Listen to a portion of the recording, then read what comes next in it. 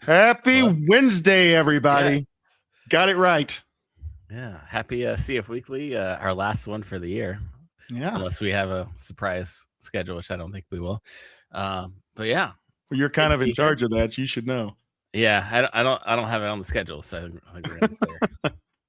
I Yeah. am excited about today. This is going to be chaos and mayhem, and like our last holiday show. Yeah. So yeah, I guess this is our holiday edition, our last show for the year. We'll just bring on our guests now as well because hey, why not? Some familiar faces all to the show. We'll welcome Deshaun, DMZ, Findsy, and Keith. Hey, thank you all for joining us for the Cloud Foundry Weekly Holiday Edition for 2025. Thanks for having us. We got two people in the spirit. We got Keith with his hat on. We've got Z with his Christmas tree in the back. Is that a Christmas tree? It looks like there's a full Christmas tree. Yeah. And the whole cube is decorated. We even have a Highland cow. We have a gnome. Nice. The gnome is from VCF. The rest is from the mainframe division. So it's a multi-divisional celebration. And we have CES, we have Tanzu, we have VCF. We've got them all around here, and we're in a whole different divisions like building where they actually build stuff in the back, which is kind of cool. Because nothing says Christmas like a Highland cow. Yes, exactly. Yeah. Do you get any optics to blink, do the blinky lights or anything? Isn't that an optics facility? No, well, they do. They have the optic stuff. In fact, they have like a mannequin that's so lifelike. You can see veins on the hands and stuff. And so you come around the corner to Santa set up there for that. They're doing the cookie party downstairs right now, so I miss it. I'm giving up having cookies so we can have this talk today. So hopefully, it's a few left. Yeah. Wait, what's the point of the mannequin where you can see the veins? Well, because look at Sean's face. Even he's concerned. No, they're doing stuff with the lenses. They're actually doing the whole optics. It's like a whole fab plant in the back here, but it's somehow tied to, I don't know, making sure the lenses are right because they're making these really high def lenses and stuff. I don't know. I do security. That's good enough for me. I'm just a security guy. I know surprisingly too much, I think, but not that answer. We got the mad scientist coming in with the lumberjack vibe. Love it. Your wife is Canadian, so gotta support them. Now I've got that song in my head. So if every time I see you now, I'm gonna think I'm a lumberjack. In my head right now. No, it's in everybody's head. And Deshaun, you just had a big launch. You just had a big party going on that I was commenting on that I missed. That was 27 days ago. Like, if you're not on Spring Boot 4 already, like, are we even friends? Like, that's 27 days. Like, that's plenty of time to upgrade. Am I right? Yeah. I mean, Spring Boot 5's out, right?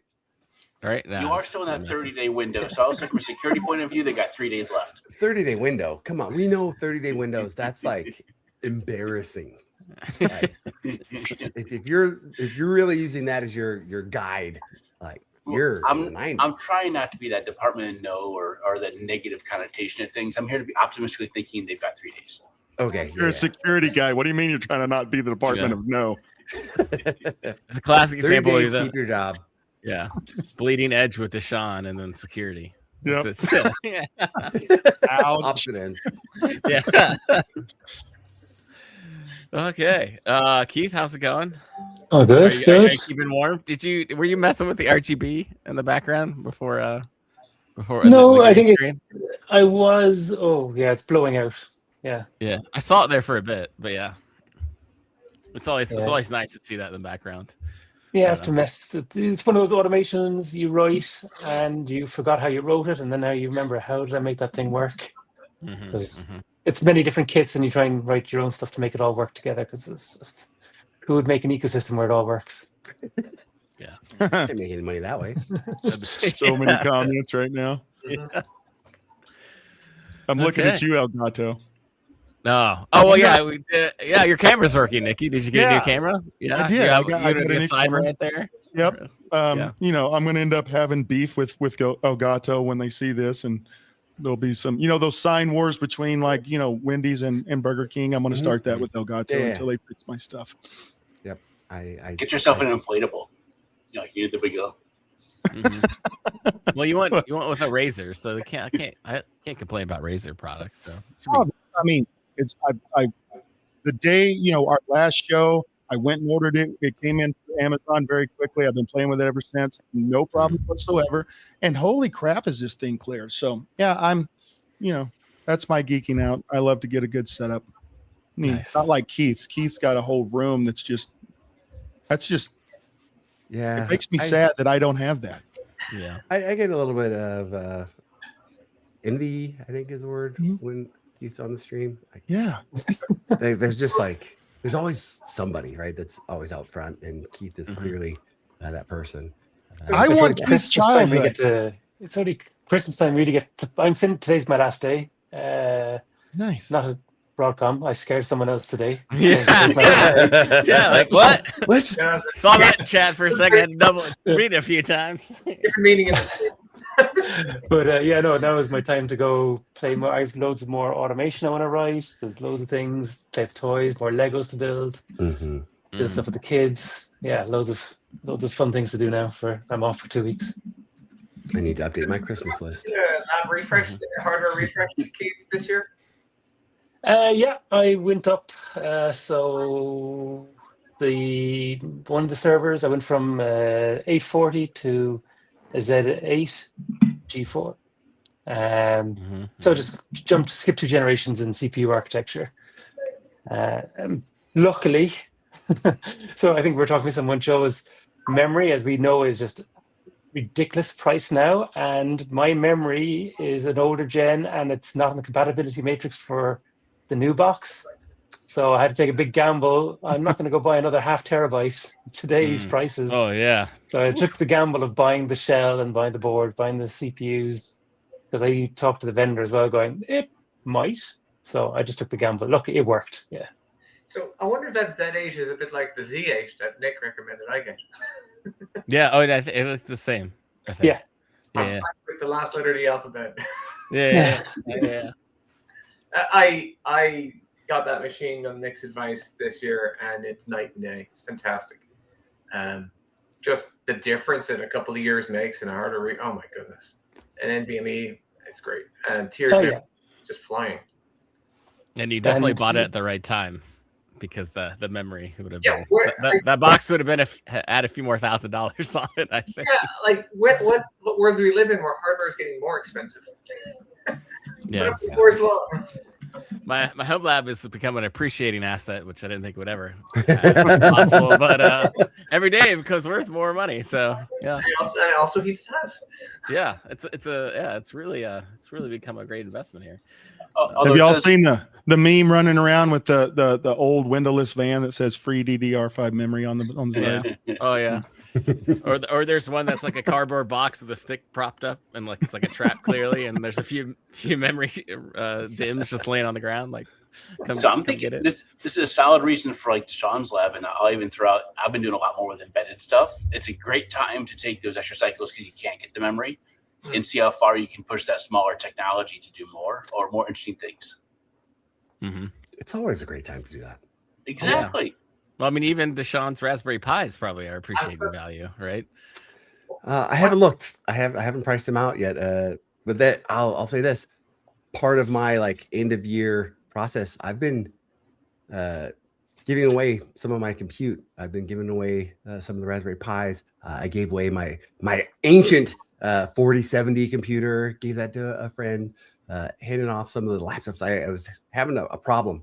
I was maybe hoarding a little bit and had all this compute, which there's still way too much. So I'm still in the process of kind of like letting it go, just letting it go. Yeah, there's always something new around the corner, and you got to have room for it. I don't need to heat my house. I'm still waiting for the day when Coon Labs becomes self-aware and takes over your Raspberry Pi army as its minions. Right? Yeah. That's 2026 February 18th. Coon Labs became self-aware. Very specific prediction date. I'm not that optimistic on AI. Sorry, I think you got a little bit more time. I think my GPUs do as well. I don't think I can do that yet. But now if someone wants to send me like that maybe works at NVIDIA, like a few Blackwell Pro 6000s, I'll take them or something. I don't know. But yeah. So I guess with that, Maybe we start out like if anybody has kind of a highlight. I guess this is kind of end of the year recap or end of the year show, kind of a highlight of the Cloud Foundry or Tanzu space this year, and I guess we'll prop it up to anyone who wants to go first if they have anything of mind that they want to bring up, and we can discuss. Well, Nick, I think it comes back to a lot of work you and previous members have on this is the AI services, like how Tanzu platform had it out of the box a long time, considering a long time in AI is not a short period of time, but that it's out there and it's being used and it's powerful. Like we're all using it. It's making our lives a lot easier. That's a big one for me. It's just what we've been able to enable with that AI service input, and you were one of the OGs bring that to Tanzu platform.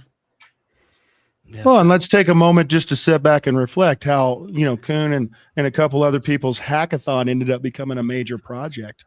Dude, feather in the cap. That's awesome. Yeah. And it turned me into a believer.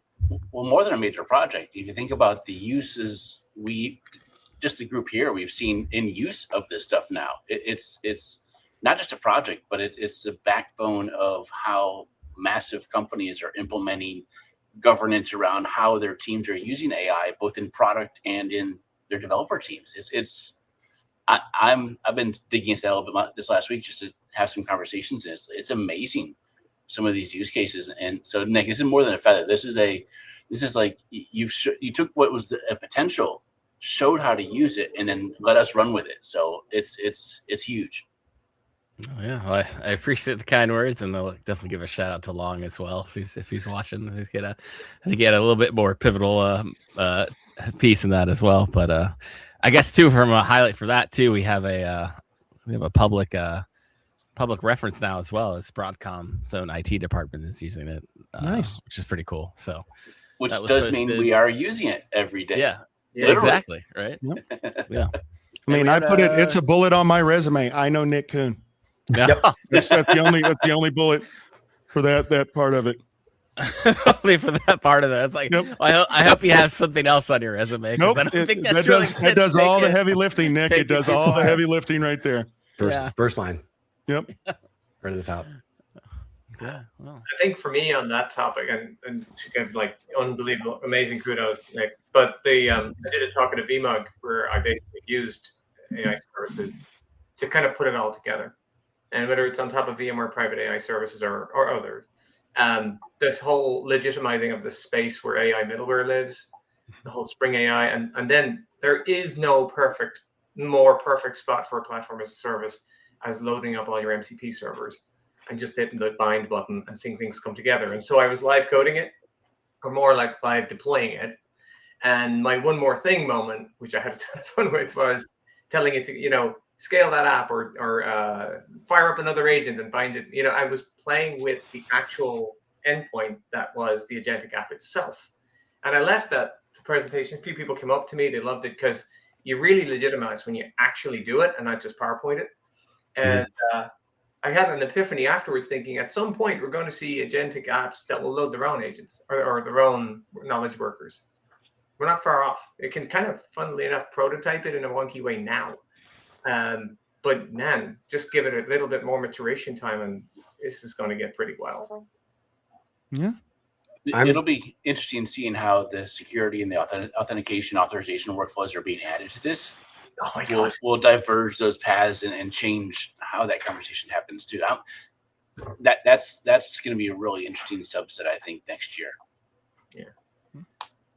Definitely. I see the most care. I saw, when we saw people kind of go out to public cloud and the security team came in and they were way more strict as they were like, we need all these controls to actually be enforced this time. I'm seeing that an order of magnitude more strict again because they're so afraid of the different exploits that could come in. And the one I heard was most recent was watermarking images, that if you put the image in to your prompt, the prompt could read invisible text out and it could be damaged. Mm-hmm. No, that's a huge concern right now, is being able to kind of spoof out the prompts and putting them in there. And, security is going to be a major part of this. Data is going to be a major part of this. And then, even when we start looking at the applications themselves, but just the impact that it's going to have on development, not only from the professional development side, but just from a builder side, going to be profound, man. I think 2026 is going to be the year of applications where everybody that's ever had a good idea but didn't have the skill is going to start putting something out. Get ready, VCs. I think there's fixing to be a run for your money here quickly. I'm hesitant because I remember the last .com era, and only imagine tissue manufacturing companies they go make the next startup, and the fact that AI is still built upon code that isn't always good code. Yeah. So just because you can doesn't mean you should.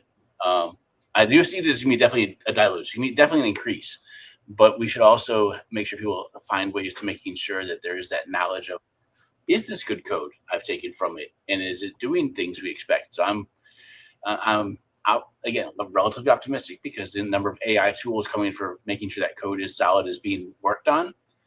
But I think that there's just as much on that side to be cautious with and not just trust it and run with it. Oh, 100%. I'm not saying that I think everybody's going to vibe code, the next big thing. I do think it's going to give people the opportunity to go in and get funding and bring in those humans that actually do understand code and can fine tune it. Those ideas may not have been possible before this. And, back to the .com era, we all lived through it. Yes, I do fully believe we're in a bubble again, but man, when it ends, it's still going to be, this is going to blow .com world out of the water is in the impact that it has for us. And it's great to see that this is something that's helping bring Cloud Foundry back as a safe way to get those apps out there. I think it's one of the things that's going to cause, I think platform as a service was coming in as a reemergence anyway, but AI is just going to enhance that. And anybody can feel free to disagree with me on that one. Well, going back to your own model of enabling those with an idea to get something, if you have to go figure out how do I build 400 clusters and the pieces to it, the platform does that. You just say, hey, AI, help me think of an app. And now you just say, hey, take my app and just run it. It totally is empowering that as well, too. Yep. Yep. It's a next level of that old haiku, isn't it? Here's my code. Just run it for me. Yeah. And I got to code by giving you a definition in English. Yeah. Here's my idea. Go run it for me. Yeah. Yeah. Go write it and run it for me. Right. Yeah.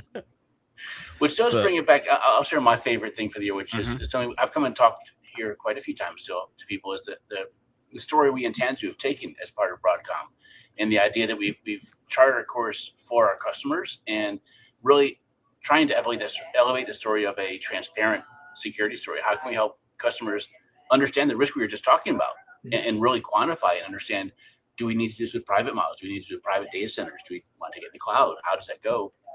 And I think the biggest, most exciting thing to me is the fact that we've taken all of our internal vulnerability data and we're sharing directly with our customers. And they can see the risks of what the app is you've built on the platform it's running and data services is bound to.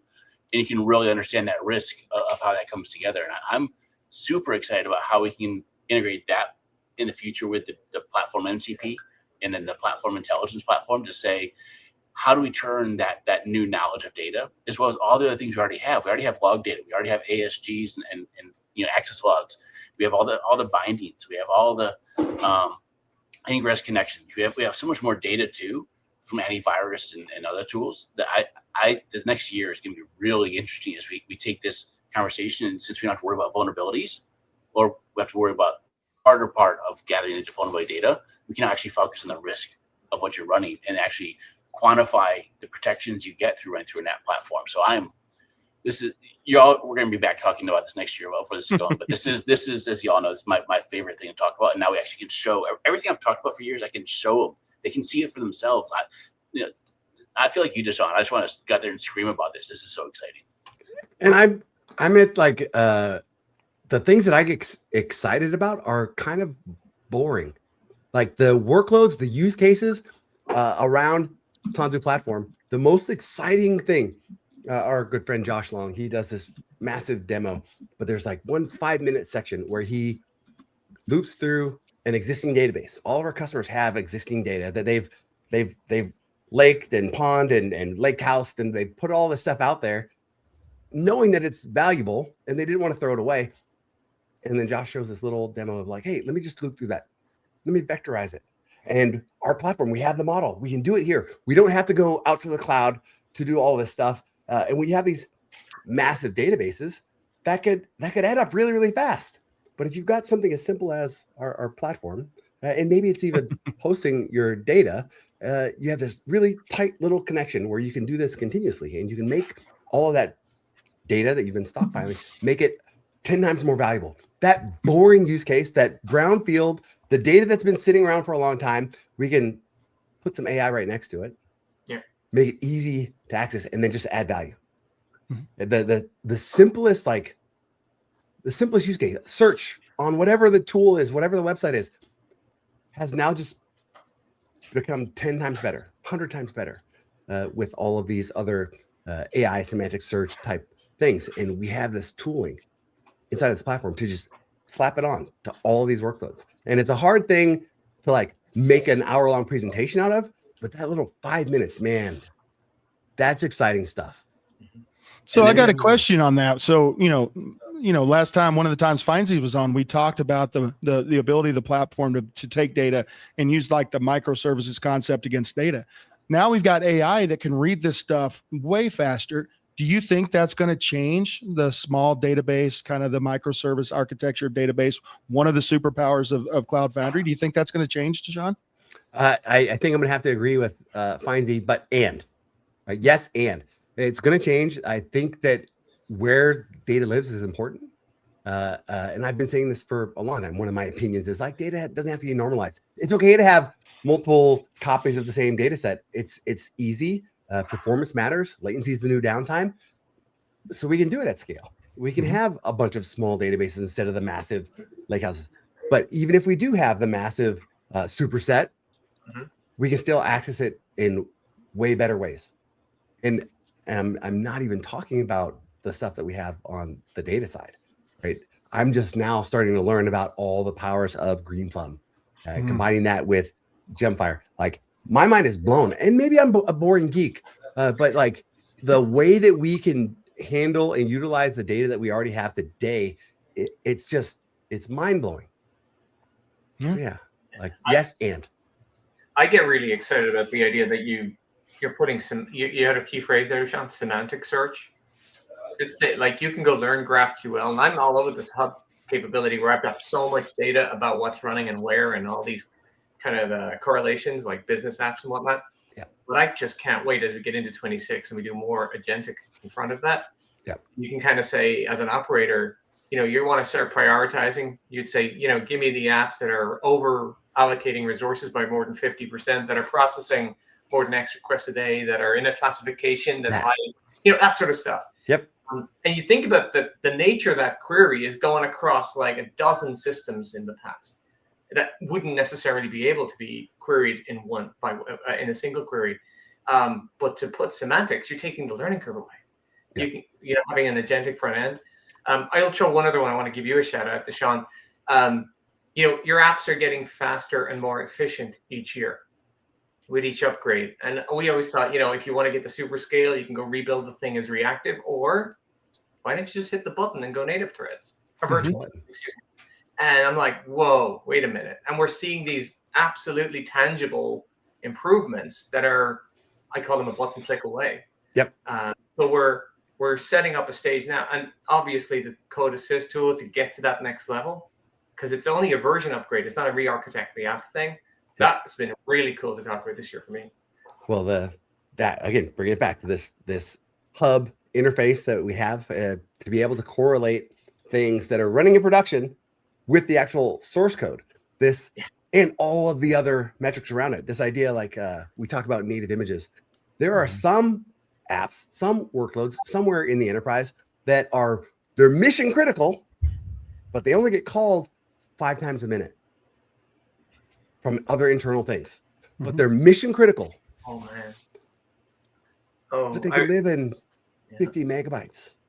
But they're mission critical. But right now they're running in gigabyte containers, all the security, all the other things. Like being able to find and identify those has changed in the last 3 months. That has made it's become so much easier with the tooling that we have to find those like, hey, where are these workloads that we could shrink without risk, that we could have in smaller containers and still have the performance that we need. Well, I think even, sorry to cut you off, but even more, that's becoming more and more relevant as, DRAM as a commodity, and it's continuing to, it's not going to get any better the next year or two. So I could easily see where people are under pressure, where the, saving a few gigabytes of RAM or a gigabyte of RAM across thousands of AIs, like 6 months ago, I'm like, oh yeah, maybe, but like that could be serious savings, if this kind of RAM it's become mission critical. Right? Yeah, it's become mission critical to be able to reduce your memory load. And Vinesy, me and you, I remember us going on a road tour about the power of Green Plum and what we can do with the caches and things of that nature. And now it is mind blowing to me to even think about the potential of what we're going to see. Right? People keep saying we're just the tip of the iceberg. No, I think it's just starting to freeze and snow. I don't think we have any idea where this is going to be in the next 6 months. Yeah. The idea of catching those apps that are extremely important but very seldom used, but they must work when they are used. That brings back and working with a customer, an old client of ours, Nikki, and they had a mission critical +++ app scaled a gazillion wide at the front, and they had a singleton behind it. Mm-hmm. And you made me think there, imagine being able to go in and say to your hub agentically, go look for any singleton dependencies. I've never even thought of that, but that's the sort of stuff you should be able to go in as a quality assurance type of exercise. And you're limited only by your imagination. Yep. When you remove all the your tagline, when you remove all the toil, when you remove we're building Docker files, when you can get beyond that stuff and you have a platform that's doing all of that kind of stuff for you, then you can address you can get these types of outcomes. That's huge. The savings. Go ahead. The platform is so complex. The idea that, back in the day we have, maybe a couple thousand machines running Linux, running, Tomcat server or something. And that's, that itself was difficult. Now we're at a point where we have hundreds of thousands of containers across thousands of applications, across tens of thousands of microservices, and then the sprawling data you mentioned. We are smart. We as humans can visually look at patterns and go, we see something there. Right. AI, for all its flaws of hallucinations and details, the ability to process that data and look at it and say, look over here, and then we can bring our human intelligence to it. Just getting through that noise, y'all are talking about helping customers and the apps they're building. We're using, look at it internally. Look at the tools that we've built. They're so complex. Just in the latest scan for Shai Hulud, we had to scan almost 800,000 package inclusions across 590 release lines. The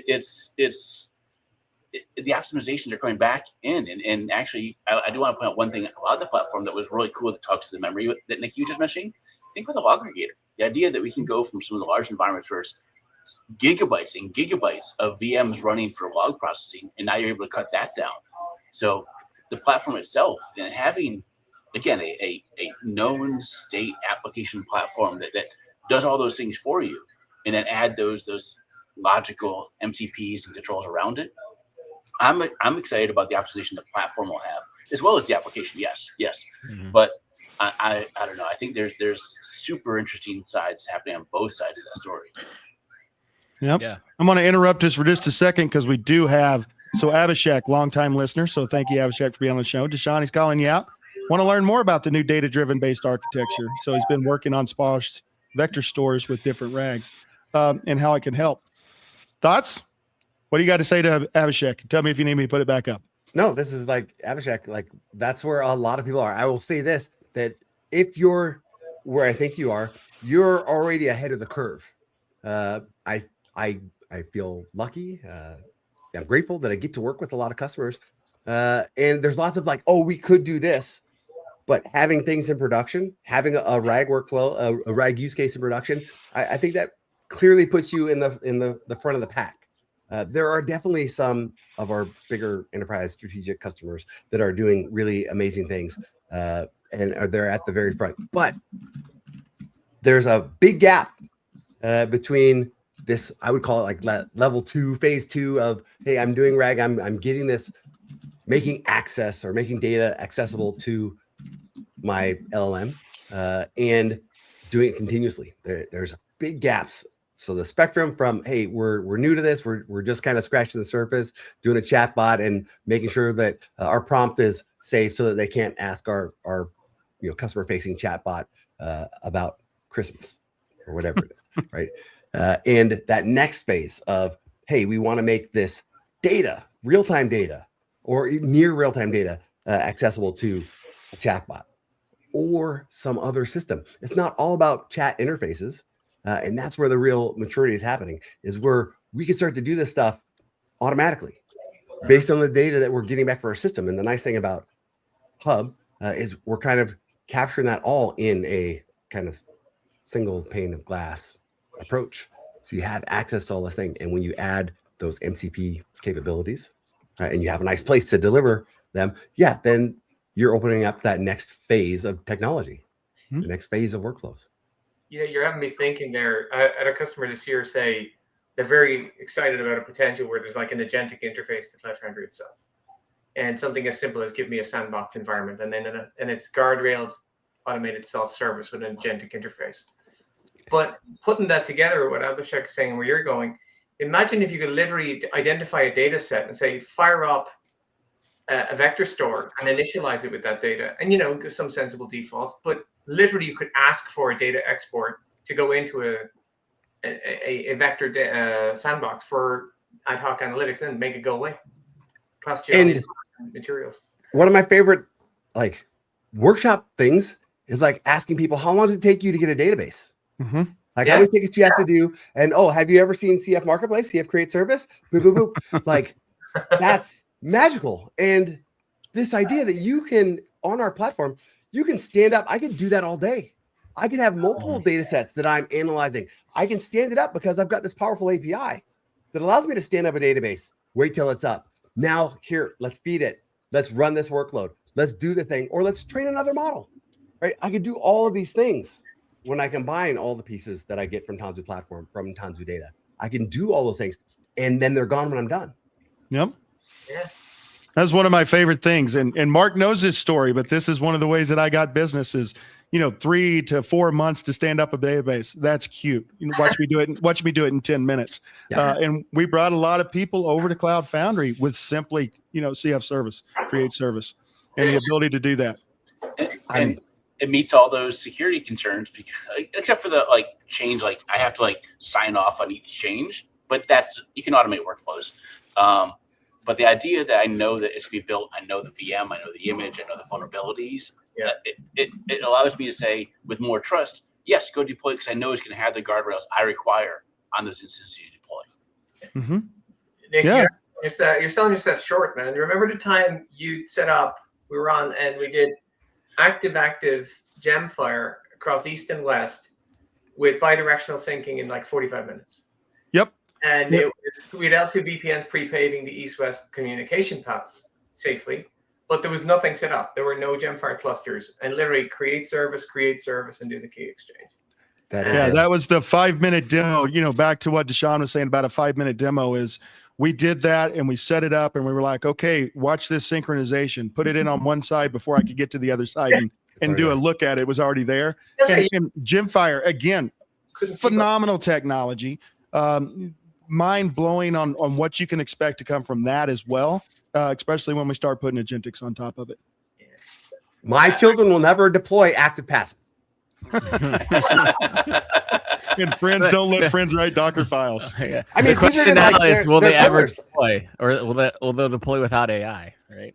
So Deshaun, are we going to have a coffee table book of your quotes for next year, so we can all have the calendars and coffee table Deshaun quotes? That was Deshaun's 2026 calendar. That's going on a decade. It's just they got to make their bed, they got to brush their teeth. They do not deploy active passive. When you have technology like Gemfire, it's almost 2026.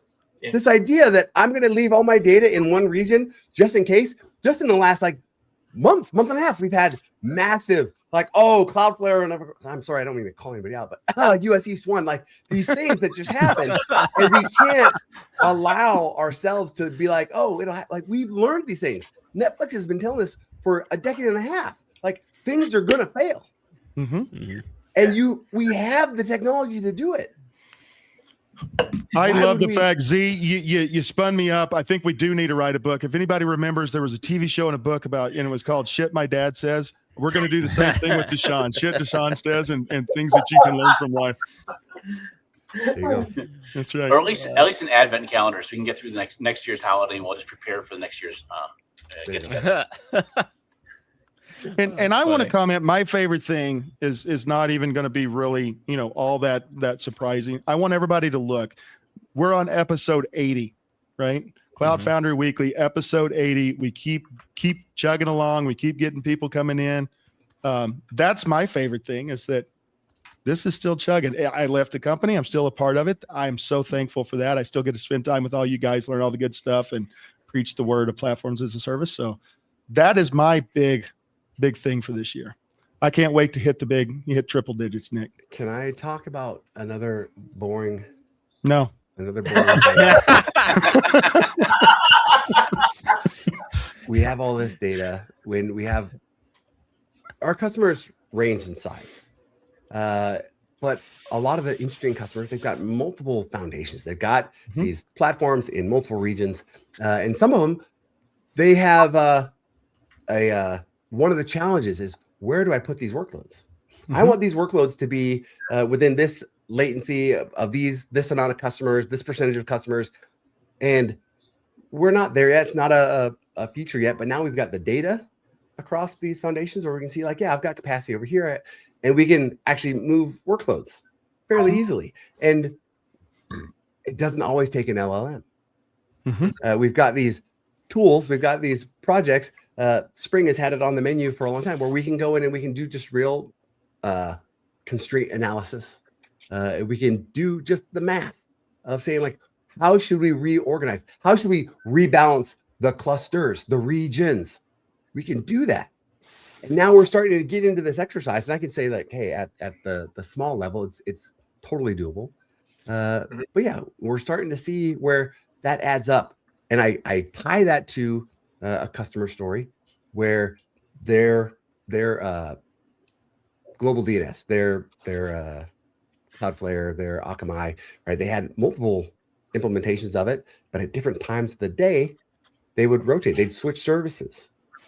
So hey, we're going to flip the bit. Now we're going to use their service. Now we're going to use that one. And they were saving millions by just kind of leveraging the cost and the time of day for the different regions around the globe. They were saving millions at the end of the year.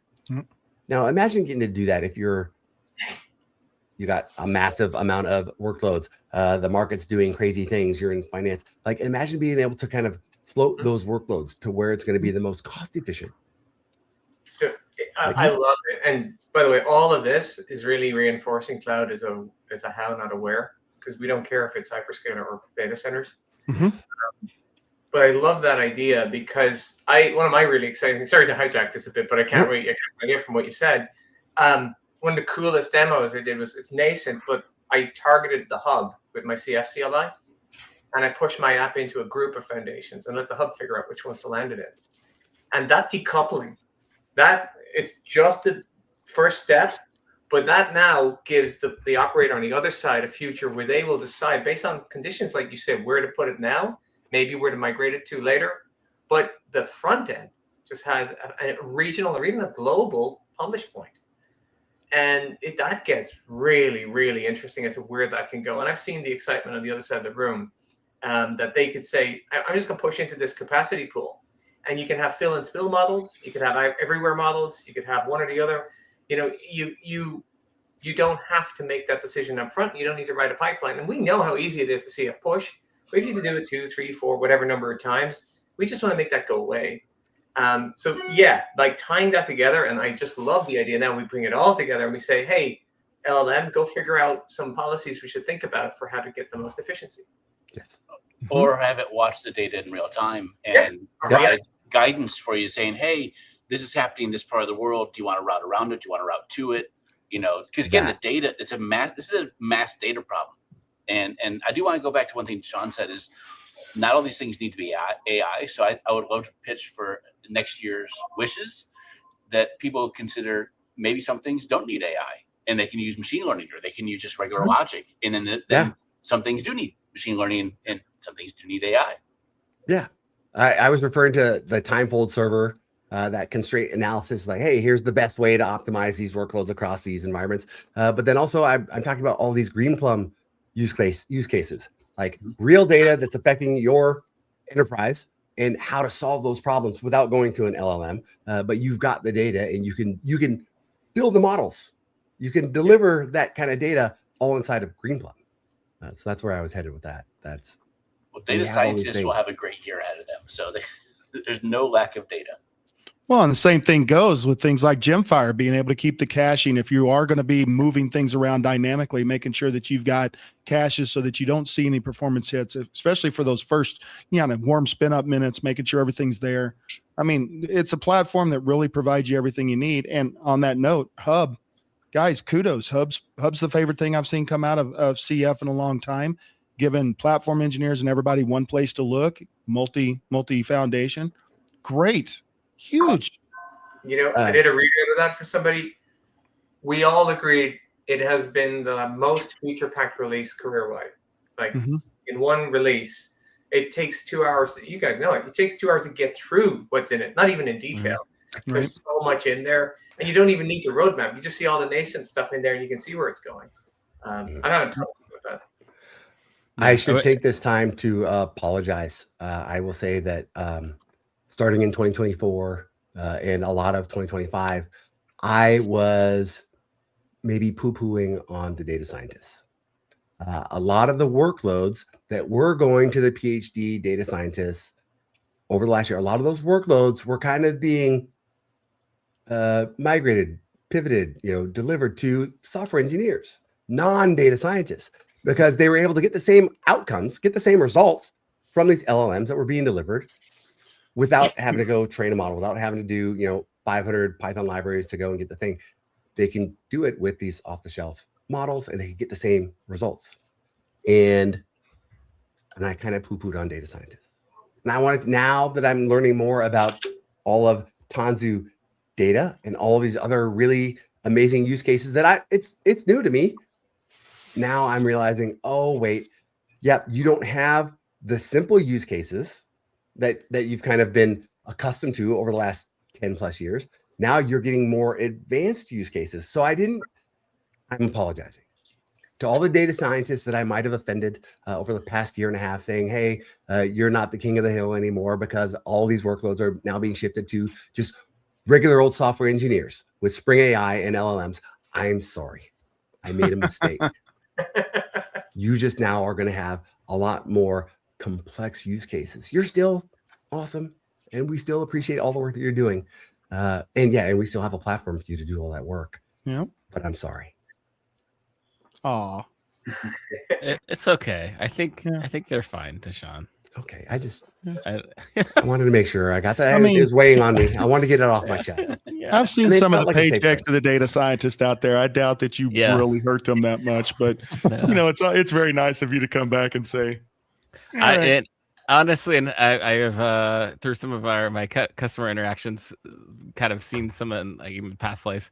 I don't think they'd mind at all, or really even notice that you're poo-pooing on them. No, I didn't really say it in front of the data scientists. Wow, I'm just saying I would never do that. I mean, you did it behind your back like a man. Yeah. I was in a safe place.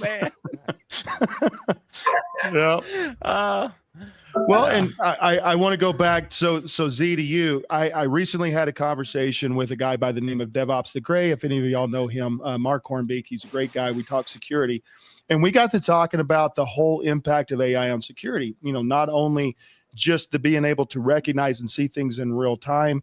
We talked about, and I think Z, we talked about this, about how Gemini actually discovered a vulnerability with AI before it became loose. But we also talked about the opposite side of that, the bad actors that are now using AI armies to come in and attack stuff. And in his one of his statements, which I would love to get your opinion on, is, we're coming into an era where it's almost going to be impossible for us to keep up with stuff without AI, because things are happening so quickly, and we're just, we bring creativity, we bring experience, but we don't bring the machine speed that we need to really look at these things and react to them. So from a security standpoint, what's your thought on that? Well, first of all, I'm super excited on all realms, because just looking like the DARPA stuff happening, where we actually have AI learning how to reverse engineer code, find bugs, use those bugs to then attack. It shows you what nation state actors are doing. The actual, those entities that have budgets of nation state actors are potentially doing. We're talking people who have the computing resources to look at that. So the world is definitely changing in that. We had the first seen attack by a foreign nation state where they used AI to do the entire attack. It was fully automated. It would search for things, it would find things, it would do the pen testing. And if you just think about, we talked about already in this conversation, think about the amount of code that's being added to the world today. Yep. Yeah. Security teams were already overwhelmed. They couldn't review all of that. We knew that we had bad programming techniques, even with the tools we have to help discover, maybe that's a SQL injection you're doing, or whatever it might be.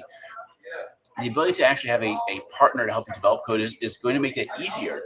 But the amount of new code being generated, the tools that are doing automated monitoring and scanning, looking for patterns, looking for classes of attacks, it has always been and always will be a cat and mouse game. It's only going to speed up, because, for example, we had this the React vulnerability just last week, and anybody who has React on their website with the versions that are impacted, if you haven't patched it, you are exploited. Someone is running a crypto miner or something through your site right now. And how do you find and know that? The amount of data we mentioned earlier, the idea of scanning across just for the Shai-Hulud stuff. We searched almost 800,000 components of applications. I couldn't do that without the tooling. And I am so looking forward to the point where I can take and point an internal MCP at Hub and say, hey, this is out there. Does my platform have an impact? Do the building blocks of my apps have it? Do my apps have it? Do they have a connection? So am I worried about SQL injection if there's no SQL database attached to it? Having that knowledge. I don't know of any security tool that has the visibility that an app platform has. I know the ingress, I know the routing, I know the services, I know how they're connected, I know the secrets. It's all one system. I don't have to go out and deploy 40 sensors and then tell them how they're configured for each of my 10,000 apps. It's all in the system. And Mark, you and I, you inspire me of how the data's there. Yeah. You just got to figure out how to manipulate it. So it's back to what you asked, Nikki. It's exponentially more difficult. There's so many people using it for good and bad. People are making AIs that have the guardrails turned off. There are AI models you can get, and you can say, I have this version of an iPhone with this software installed, write a 0-day for me. Right. And they have copies of stolen code. There's the bad actors. We can assume if when Microsoft was compromised and they had all those Git repos downloaded, that's being used to train models somewhere. Yep. So we have to assume that this is all a supply chain conversation. What really makes up your software? How do you tie it together? What are those risks? It's so complex, and we need AI to build it, manage it, and secure it. And how we actually quantify that is going to be really interesting next year. I'm looking forward to those discussions. I think that's the big thing for me, is the human aspect of this is just the alert fatigue that we're seeing. Security teams are getting burned out because every month more and more things are coming out. How do you keep an eye on it? And hopefully that's where I think AI will provide some of the biggest aspects, is just trying to help with the fatigue that we're seeing across a lot of the technical industries. Sorry, Mark, go ahead. No, it's just that you made me reflect back on when I was talking on the BMOG. I said, I think I joked that I had an award for the oldest slide to be reused, because I used a 12-year-old slide. And it was the era where microservices were coming around in 14, 15. And we were saying IT is going to have a really tough time keeping up, because it's going to be 10x the deployment volumes coming at you, because they want to move faster. They're afraid of the disruption from lean startups in the cloud. And you're going to have to let them add functionality safely. You can't do that on a monolith. You're going to have to componentize. You're going to have an awful lot more pressure. And I went, we're seeing the same again. That the pressure now in 10x would probably be a conservative estimate once the enterprise developers are vibe code enabled, right? And they're going to go, it's the classic thing, the weakest link in the chain slows everyone down. And if it takes X number of days, weeks, or if we've seen, Nikki, months to get environments ready, that's going to just soul destroy people that can code something by a strong definition in 20 minutes. Yep. And so they need to keep up. Dave, I did have a thought on what you said. Do you foresee security professionals, instead of going and looking for, basically asking the models to go and penetrate, the new form of a pen test might set a swarm of bots loose? Yep. But you know where I'm going? That's already there. It's already happening. Yeah. It's. I'll be honest. I want to throw out my favorite book of all time is a mid '80s cyberpunk book called the Long Run, and it talks about this character who had basically a GPU, a personal GPU that was illegal because it was so powerful, and it had the AI models running locally, and it was a combination of all these models and rules. So picture the idea that this was envisioned in the '80s on where we could go with AI. Now we have the ability to have, you can buy Raspberry Pis with GPUs in them. You can, the tooling available. Yeah. This is already happening. There is so much energy being put into it. Remember, all these things in security are just apps, and every app has an AI interface. Yeah. So on whichever side. So if you can imagine it, somebody is probably playing with it right now. From firmware, using AI for firmware in like every home device, your cable modem, your set-top TV, your smart TV at home, keys, gaming equipment in the background. There's like controllers and microcontrollers, and all that code is part of this as well too. Yeah. I have one tangent I want to try out, because it was another one of those really fun hacks of the year on the topic of being able to bring databases online or caches on quickly. We did a multi-CPI demo where a customer said to me, I just want consistent messaging across my active data centers in a metropolitan interconnect. And gosh, what's old is new again. It just killed it like a champ. Didn't have any L2 VPN or L3 spanning need requirements, no storage requirements being mixed. And it was 3 discrete vSphere workload domains. They had their own vCenters, and it just deployed. We just labeled the zones.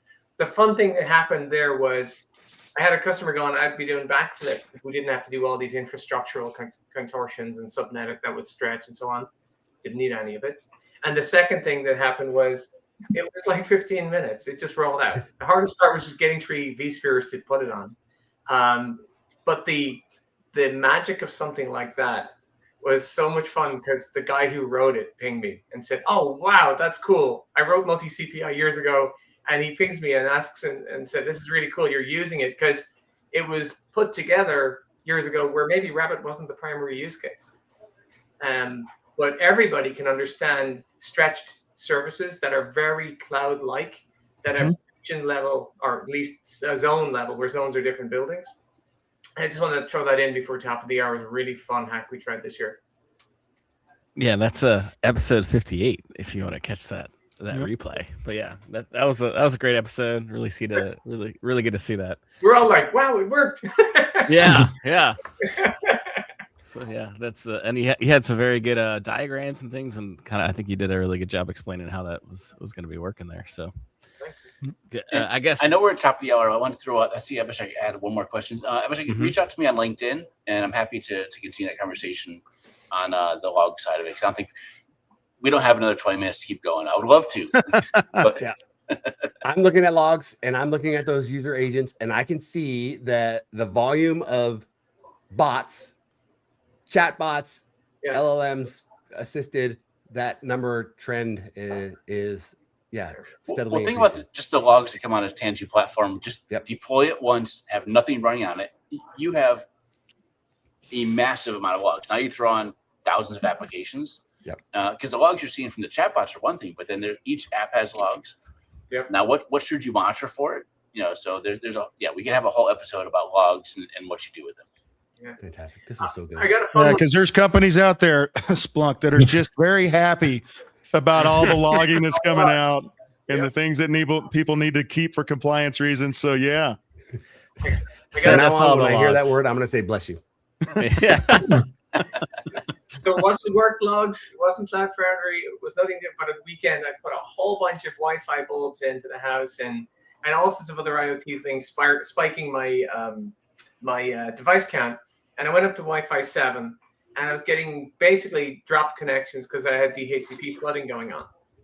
And what I did is I took a chunk of the router logs and I gave them the grok and said, here, figure this out for me. What's up? And it came back with the top 5 offenders. I was like, that's awesome. That's cool. And you learn how big your prompt can be because I just copy pasted the login. But then I asked it to go code me some Python to analyze a larger log and prioritize it. Or, who are the worst offenders for repeatedly looking for DHCP leases? I thought, isn't this a fun world we live in? All right. Who wants to take this one? What platform supports faster patching and vulnerability remediation, Kubernetes or Cloud Foundry, considering the CVE timeline? That's not even a question. Yeah, I'm sorry. Wrong audience for that question. Where's V? Right? I don't know. All right. I will respond with you should go watch episode. Let's see. There's a topic on this. There is 77. And I'll throw out the question: Is it just the platform or the platform and the apps? And the apps all the way down, right? You gotta do it all. You can't. It's not one or the other. What's your story for the entire infrastructure? I think Platform is just one piece. Our laughing may have come across disrespectful. It's not meant that way, but let's take Log4j, for example. When that came out and everybody was trying to hit that and get that updated. And we had our, customers on the Cloud Foundry side were able to update not only once, not twice, but 3 times. They were able to get 3 of those updates out there before anybody else got their first one. So we laugh because it's funny, right? It's a no-brainer. I'm sorry, Nick. You got me. I think you hit my buttons there. But Log4j, we had an environment variable within hours. The applications, the publicly accessible applications on every Cloud Foundry environment were fixed within hours. But then, yes, you're right. We had 4 patches that week alone with updated versions they could just roll out in production for both the apps and the platform itself. Yep. Like I said, updated 3 to 4 times. 3 to 4 times before most customers that were not on Cloud Foundry had it updated once. So it's a serious concern. It's what we stand on. It's our ability to update and be safe and stay safe. And it's the time between, hey, when we need a patch and when we get it patched. That's an important metric. And we take, I'm sorry, folks. I got to run business calls, but love every one of you. Yeah. Great to see you. Happy holidays to all of you. And we'll see you in the new year. Thanks so much, everybody. It was fun, y'all. Bye. Yeah. I guess we'll keep on running here, but if you don't forget, we'll quick interlude. Don't forget to like and subscribe. You're still watching on the live stream. Thanks for watching the live stream. For those still hanging on, I'll do my favorite thing, and then we'll probably wrap up here as Nikki had to go already. And I wanted to say that was the episode 75, which is let's see here. Which one's 75? The Dan's demo, basically. We probably had Dan on here, but.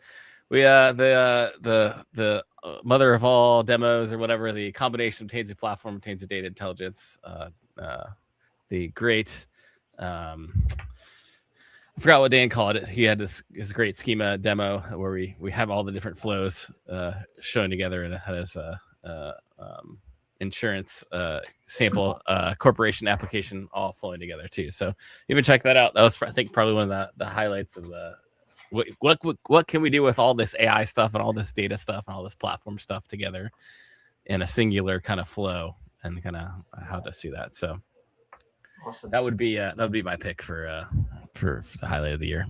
And also, was all vibe coded too. Yeah. Which is kind of going toward like next year's going to be crazy. Like this year was crazy. Yeah. The end of this year, we've already had I've given up trying to keep track. The last 2 weeks has just been model drops. Everybody's dropping new models.